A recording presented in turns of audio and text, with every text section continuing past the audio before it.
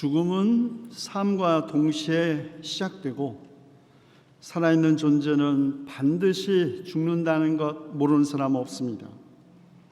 그러므로 인간을 두렵게 하는 것은 죽음 그 자체가 아니라 죽음의 때와 형태이죠. 너무 이른 죽음 우리를 슬프게 하고 억울한 죽음 우리를 분노하게 합니다. 가족이 지켜보는 가운데 잠드는 듯이 평안한 죽음 우리 모두 원하는 것이고, 고통스럽고 한맺힌 죽음 모두가 피하고 싶은 것입니다. 예수님은 자신이 언제 그리고 어떻게 죽을 것인지를 알고 계셨습니다. 하여 3번이나 제자들에게 인자가 반드시 많은 고난을 받고 장로들과 대제사장들과 율법학자들에게 배척을 받아 죽임을 당할 것을 예고하셨습니다. 그가 예고하신 죽음, 십자가 죽음이었습니다. 예수님은 어려서부터 고향 갈릴리 지역에서 일어났던 크고 작은 농민 반란, 로마 군대에 의한 진압과 학살, 십자가 처형 이야기를 들으면서 자라셨고 어쩌면 스스로도 목격하셨을지도 모릅니다. 유대 역사가인 요세푸스는 1세기 예루살렘 근처에서 로마 군대가 수천 명의 사람들을 십자가에 처형한 일에 대해 말해줍니다. 주전 4년 헤롯 왕이 죽은 후 한꺼번에 2,000명이 십자가 처형된 일로부터 주후 70년 예루살렘 성이 파괴된 후 하루에 500명씩 처형된 십자가 사건도 기록에 남겼습니다. 십자가형, 로마의 귀족과 시민들에게 행한 형벌이 아니었습니다. 그것은 노예와 하인, 농민과 산적, 로마 제국에 저항한 반란자들을 대상으로 시행된 가장 고통스럽고 잔인한 처형 방법이었죠. 로마 제국은 국가 권력에 저항하거나 반란을 일으킨 자들을 십자가형에 처함으로써 일종의 본보기를 삼았습니다. 공포정치의 한 방법이었죠. 십자가에 처형된 사람은 십자가 위에 그대로 두어 썩게 하거나 매장하지 않고 던져버려 들짐승의 먹이가 되게 하는 것이 정해진 규정이었습니다. 언젠가는 끝날 일이긴 해도 그 길고 극심한 고통을 있는 그대로 감내하는 일과 사후에 매장되지 못해 영원한 수치로 남게 된다는 사실은 똑같이 공포의 대상이었습니다. 고대인들의 정서에 비추어 십자가형이 주는 최대의 공포는 그 통증과 고통 못지않게 그가 공적인 애도를 받지 못한다는 것, 적합한 매장의 기회를 빼앗긴다는 것, 자기 조상들과 영원히 격리된 채 묻히는 것, 유골이 안치되고 영원히 머물고 후손들이 죽은 이와 함께 음식을 먹기에 찾아오는 장소를 전혀 갖지 못한다는 것이었습니다. 예수님도 이런 고통스럽고 수치스러운 죽음 피하고자 하셨습니다. 괴롭고 마음이 근심에 쌓여 죽을 지경이 되신 예수님은 베드로와 야고보와 요한을 데리고 겟세마네 동산에 올라가셨습니다. 예수님은 제자들도 함께 깨어 기도해 줄 것을 부탁하신 후 땅에 엎드려 될 수만 있으면 이 시간이 자기에게서 비껴가게 해달라고 기도하셨습니다. 같은 이야기를 전하는 누가복음서 저자는 예수께서 고뇌에 차서 간절히 기도하시니 땀이 핏방울같이 되어 땅에 떨어졌다고 합니다. 그렇죠. 과연 그 어느 누가 가까이 다가온 십자가 죽음 앞에서 놀라고 괴로워하지 않을 수 있겠습니까? 그 어느 누가 마음이 근심과 괴로움으로 죽을 지경이 되지 않을 수 있겠습니까? 십자가 죽음은 참으로 고통스럽고 치욕적인 죽음이었죠. 육체적 고통만이 견디기 힘든 것이 아니었습니다. 예수님에게는 제자의 오해와 배신, 한때 그에게서 기적을 보고 기적을 추구하여 몰려들어 호산나를 외쳤던 바로 그 대중의 모함과 선동, 그리고 제국의 안정과 질서에만 몰두한 로마 총독과 그리고 기득권 유지에만 관심을 가진 유대 종교 지도층 인사들의 결탁으로 진행된 이 억울한 사법 살인 앞에 끓어오르는 분노로 차마 눈을 감을 수도 없는 죽음이었을 것입니다. 그러나 기도를 마치신 주님, 제자들에게 말씀하십니다. 때가 왔다. 일어나서 가자. 인자가 영광을 받을 때가 왔다. 자기의 죽음을 때를 아시는 분의 말씀입니다. 아니, 스스로 자기 자신의 죽음의 때를 정하신 분의 말씀이죠. 살고 죽는 것이 사람의 손에 달린 것이 아니라 오직 하나님에게만 달려있다고 믿는 사람만이 할 수 있는 선언입니다. 예수님의 이런 단호함, 빌라도 총독이 그에게 나에게는 당신을 놓아줄 고난도 있고 십자가에 처형할 고난도 있다는 거 모르시오? 빈정거릴 때 위에서 주지 않으셨더라면 당신에게는 나를 어찌할 아무런 고난도 없을 것이다 말씀하실 때에도 드러났죠. 몸은 죽일지라도 영혼은 죽이지 못하는 일을 두려워하지 않고 영혼도 몸도 둘 다 지옥에 던져 멸망시킬 수 있는 분을 두려워하는 사람의 태도입니다. 물론 요한복음서 저자도 예수께서 다가온 죽음 앞에서 괴로워하셨다고 합니다. 그러나 예수님은 지금 내 마음이 괴로우니 무슨 말을 해야 할까? 아버지, 이 시간을 벗어나게 주십시오. 이렇게 말할까? 아니다. 나는 바로 이 일 때문에 나는 바로 이 때에 왔다 말씀하십니다. 자기를 보내신 분의 일을 아는 사람, 우리를 이 세상에 보내신 하나님의 뜻이 어디에 있는지 아는 사람, 그 사람은 그리고 바로 그 일이 성취되어야 할 때도 아는 사람입니다. 예수님에게 그 일은 땅에서 들려 올라가는 길, 곧 십자가 죽음이고, 예수님에게 그 때는 인자가 영광을 받을 때라는 것입니다. 그런데 사랑하는 성도 여러분, 이상하지 않습니까? 그리스도가 십자가 죽음을 당하는 때가 어떻게 영광을 받는 때일 수 있단 말입니까? 놀란 것은 당시 예수님의 말씀을 들은 무리들도 마찬가지였습니다. 그래서 그들은 말하죠. 요한복음 12장 34절. 우리는 율법에서 그리스도는 영원히 살아계시다는 것을 배웠습니다. 그런데 어떻게 당신은 그리스도가, 인자가 들려야 한다고, 십자가 죽음을 죽어야 한다고 말씀하십니까? 도대체 구세주는 누굽니까? 이렇게 물었던 것이죠.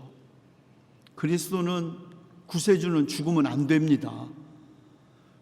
구세주는 죽을 수 없습니다. 이스라엘 백성을 로마 제국의 압제로부터 해방한 다윗 왕의 그 영광을 회복해야 할 그리스도가 죽을 수는 없지요. 그것도 지금 우리를 지배하는 식민지 종주국인 로마 제국의 잔혹한 처형 방식의 하나인 십자가 죽음을 죽을 수는 없지요. 있을 수도 상상할 수도 없는 일이었습니다. 그런데 여러분, 지금도 그렇게 생각하는 사람들 있습니다. 그리스도가 영광을 받을 때는 불의가 심판을 받고 폭력은 마땅히 더 큰 폭력에 의해서 극복되고 정의는 오직 힘에 의해 실현되고 죽음은 영생으로 보답받는 때, 바로 그때가 구세주가 오는 때이고 그리스도가 영광을 받을 때라고 믿는 사람들 말입니다. 그런 의미에서 우리 시대의 진짜 종교는 불교도 기독교도 유교도 이슬람도 아니고 폭력, 힘이라는 이름의 종교입니다. 폭력은 우리 시대 정신이기도 하죠. 특히 사법체제가 인권을 보호하지 못할 때 갈등을 해결하고 권선징악을 위해 폭력은 확실히 효과가 있다는 생각에는 무슨 좌파나 우파나 종교적인 자유주의자나 보수주의자나 리버럴한 사람이나 보수 복음주의자나 아무런 차이가 없습니다. 더 큰 폭력이 작은 폭력을 막을 수 있다는 믿음, 오직 정의는 힘에 의해서만 보장된다는 생각, 힘 있는 자는 항상 옳다, 그런 확신이 오늘 우리 현대인의 의식 깊이 뿌리를 내리고 있는 것입니다. 그러나 이런 의식은 고대 바빌론 창조 신화에서부터 오늘의 대중문화와 국제관계에서도 지배적입니다. 바빌론 창조설화 창세기가 영향을 받았다는 창조설화, 마르둑 신이 신들과의 전쟁에서 다른 신들의 사지를 찢어서 한쪽을 하늘로 한쪽으로 땅을 만들고 바다를 만들었던 바벨론 제국의 그 창조 신화의 폭력성에서부터 열광적인 민족주의 이데올로기, 전쟁을 통한 평화, 힘을 통한 안보, 헐리우드에서 생산되는 대부분의 액션 영화들은 이른바 구원하는 폭력이라는 신화, 구원하는 폭력이라는 이름으로 모든 이런 의식을 정당화시켰던 것입니다. 구원하는 폭력이라는 신화, 심지어는 어린이들에게도 각인되어 있습니다. 여러분, 뽀빠이, 블루토 혹시 그 만화 영화 보신 기억 나시죠? 저도 옛날에 많이 봤습니다. 어느 날 뽀빠이의 여자친구 올리브 오일이 갑자기 소리를 지릅니다. 도와줘요 하고 살려줘요. 뽀빠이의 악당 블루토가 그의 여자친구 올리브를 납치하려고 하기 때문입니다. 이 외침을 들은 뽀빠이가 달려가죠. 그러나 뽀빠이, 힘없는 뽀빠이, 이 거대한 체구의 블루토에게 단 한 방에 납작하게 땅바닥에 그냥 KO 당합니다. 뽀빠이를 KO시킨 블루토가 다시 올리브 오일을 잡아가려고 하는 바로 그 순간, 속절없이 자기 사랑하는 애인이 뽀빠이가 아무런 힘도 못 쓰고 그냥 바닥에 엎어져 있는 그 모습을 보고 있을 때, 바로 그 마지막 위기의 순간, 뽀빠이 호주머니에서 시금치통이 퍽 튀어나와가지고 막 시금치가 입으로 막 들어갑니다. 시금치를 먹은 뽀빠이 갑자기 없던 근육이 생기고 말통이 생기고 막 이런 힘이 장사가 돼가지고 단방에 그냥 블루토를 한 방에 쳐갖고 또 납작하게 만드는 겁니다. 그리고 사랑하는 여인을 구출하는 해피엔드. 연속곡 횟수가 달라질 때마다 소재만 달라질 뿐 형식은 언제나 똑같습니다. 악당이 등장합니다. 선한 주인공이 등장하고 대결하는데 주인공이 납작코가 됩니다. 그리고 갑자기 돌아와서 생기는 어딘가 모르는 초능력, 그리고 악당을 찾아가서 폭력적으로 악당을 제거하고 정의가 승리하고 평화가 수립되는 등 이런 순서대로 전개되는 영화들 끝이 없죠. 제임스 본드, 슈퍼맨, 슈퍼우먼, 배트맨, 이퀄라이저. 아마 기라성 같은 수많은 대중 매체들이 결국은 정의가 패배하는 것 같으나 마지막에 승리하는데, 언제나 정의의 승리는 악당의 폭력보다 더 큰 폭력으로 승리하는 것입니다. 어디 뽀빠이 만화뿐이겠습니까? 주인공의 이름만 바뀔 뿐 바벨론의 창조서나 마르둑에서부터 우리 시대의 이 대중매체까지 구원하는 폭력의 신화라는 이 근본 구조는 변하지 않았습니다. 이런 구원하는 폭력의 신화에서 사람들은 카타르시스, 대리만족을 느낍니다. 왜? 현실은 전혀 그렇지 않으니까. 현실은 오히려 더 힘이 있는 사람이 지배하고 힘없는 사람은 정의가 없는 것이 현실이기 때문에 그저 대중매체 속에서는 아마 이루지 못한 대리만족 느끼는지도 모르죠. 그러나 우리가 이런 사고에 익숙해지면서 어느 사이에 우리의 의식 깊은 곳에서도 악을 물리치는 폭력은 언제나 정당하다는 생각을 갖게 되는 것입니다. 그리고 이런 생각이 더욱 굳어지면 마침내 그 생각은 신념이 됩니다. 아무리 적이고 적대적인 관계에 있을지라도 대화를 통하여, 그리고 논리와 그리고 외교를 통하여 문제를 해결하려는 방법은 장려되지 않습니다. 이른바 절대적인 악과는 어떤 타협도 용납될 수 없고 악은 완벽하게 제거돼야 한다는 확신이 모든 수단을 정당화하지요.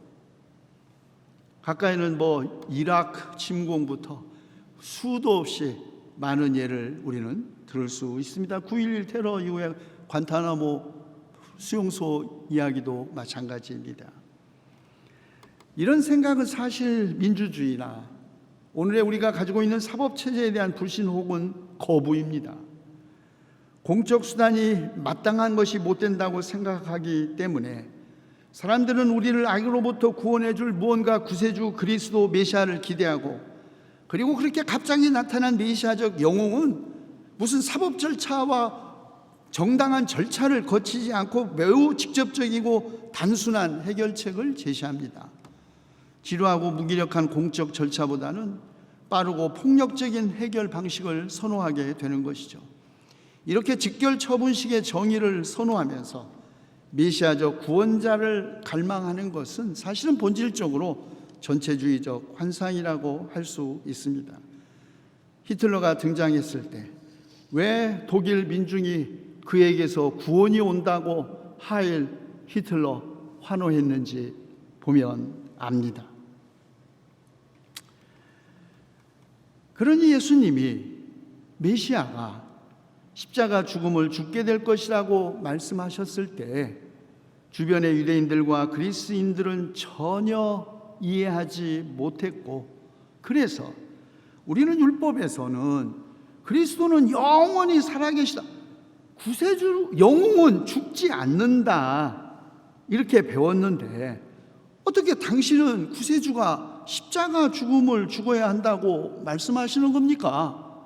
그럼 누가 구세주입니까 우리 시대? 이렇게 물었던 것이죠. 그들은 그래서 인자가 영광을 받을 때가 왔다는 말씀도 이해하지 못했을 것입니다. 왜?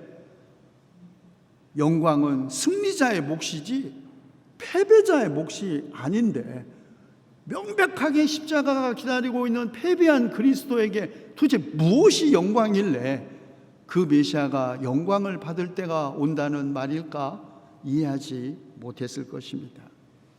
그렇다면 어떻게 십자가 죽음의 때가 영광을 받을 때가 될 수 있단 말일까요? 그것은 예수님의 사명이 완결되는 때이기 때문입니다. 예수님의 십자가 죽음과 함께 요한복음 저자에 의하면 이 세상이 심판을 받고 이 세상의 통치자들이 쫓겨날 것이고요, 모든 사람들이 그리스도에게로 이끌려 올 것이기 때문입니다. 요한복음서 저자는 예수님의 십자가 죽음을 5세기의 아우구스티누스가 교리화시킨 것처럼 이른바 대속적 죽음 혹은 희생제의로서 해석하지 않습니다. 개인을 위한 대속적 구원이라는 종교적 의미로 해석하지 않고 요한복음서 저자는 매우 명백하게 십자가 죽음을 정치적 사건으로 해석한 것입니다. 그분의 죽음과 함께 세상의 통치자들이 쫓겨갈 것이다. 어떤 통치자?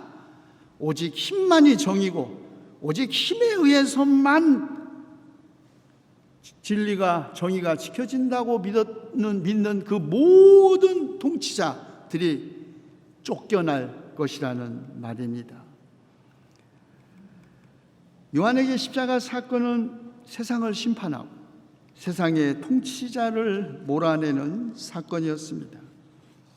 예수 그리스도는 십자가의 길을 가시면서 폭력의 구원 신화를 실현할 정치적 메시아, 영혼과 다윗 왕국의 회복에 대한 기대에 사로잡힌 세상 사람들의 요구를 거절하심으로써 세상을 심판하신 것입니다.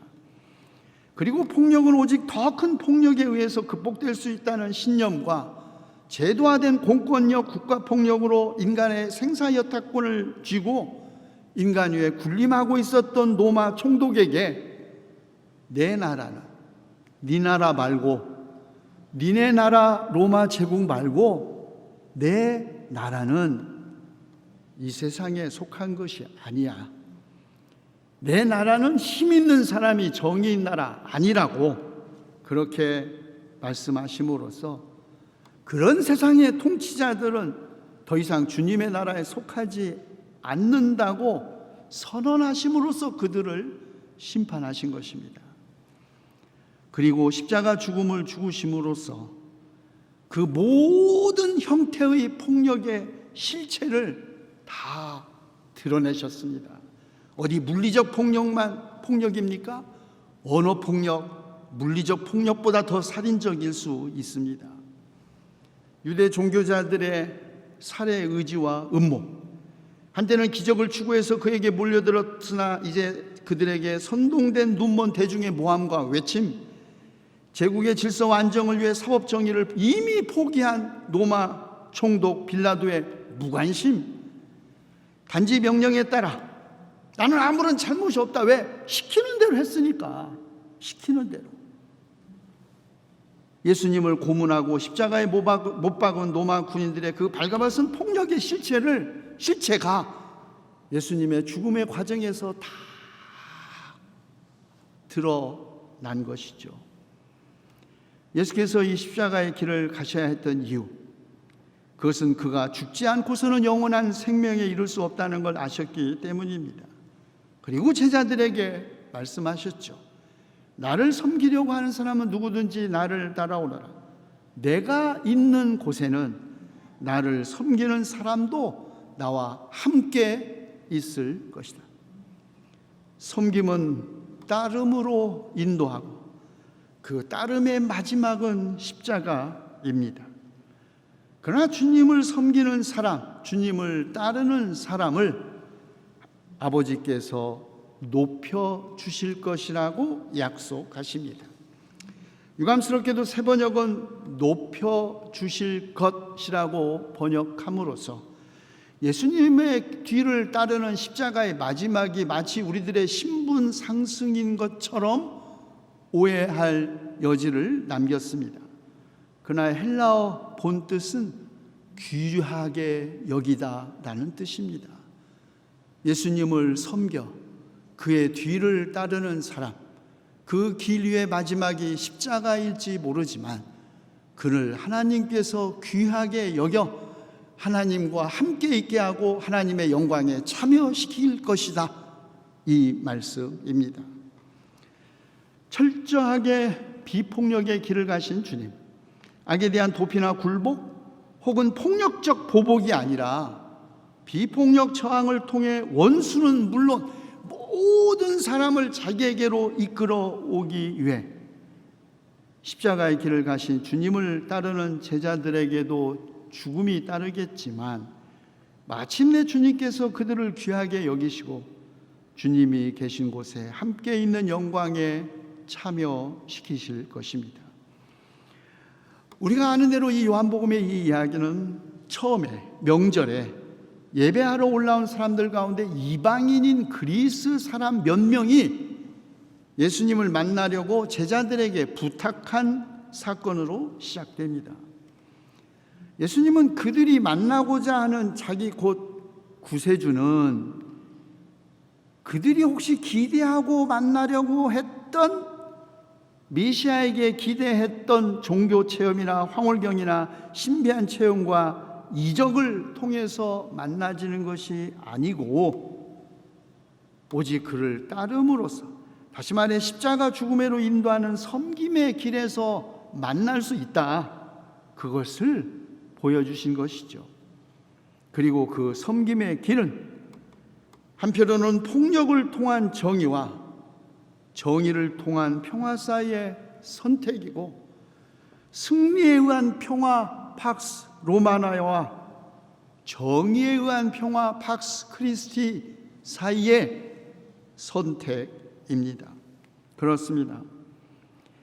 여러분, 예수님은 우리의 죄 때문에, 우리의 죄로 말미암아 악한 공권력에 의해 처형당하신 것이지, 무슨 우리가 살면서 저지른 크고 작은 도덕적 죄를 위하여 자살하신 분이 아닙니다. 예수님은 죄인을 위하여 죽으셨지 죄를 위하여 죽은 것이 아닙니다. 그러므로 그리스도의 고난을 기억하는 이 사순절에 우리는 구원하는 폭력의 신화로 그 잔혹한 폭력을 정당화하고, 체제 안정과 질서라는 이름으로 학살과 파괴를 정당화하는 그 모든 악한 세력, 이 세상의 통치자들의 악마적 실체를 폭로해야 합니다. 기도합시다. 생명의 주님, 미얀마 군부의 무력 진압으로 민주주의를 요구하는 미얀마 국민의 누적 사망자가 지난 14일까지 200명에 육박한다고 합니다. 피해 일요일이라고 불린 14일 하루에만 73명이 목숨을 잃었습니다. 부패한 군부의 장기 집권과 탄압으로 고통을 받으면서도 자유와 민주주의를 위해 목숨을 걸고 투쟁하는 미얀마 국민을 지켜주시옵소서. 특별히 구속당한 미얀마 YMCA 직원들과 고통받는 미얀마 그리스도인들을 지켜주시고, 이들과 연대하는 세계의 양심이 호소하고 눈물로 드리는 기도와 탄원을 들어주시어 미얀마 국민이 원하는 인권이 회복되고 민주주의가 정립될 수 있도록 인도해 주시옵소서. 우리 주 예수 그리스도의 이름으로 간절히 기도하옵나이다. 아멘.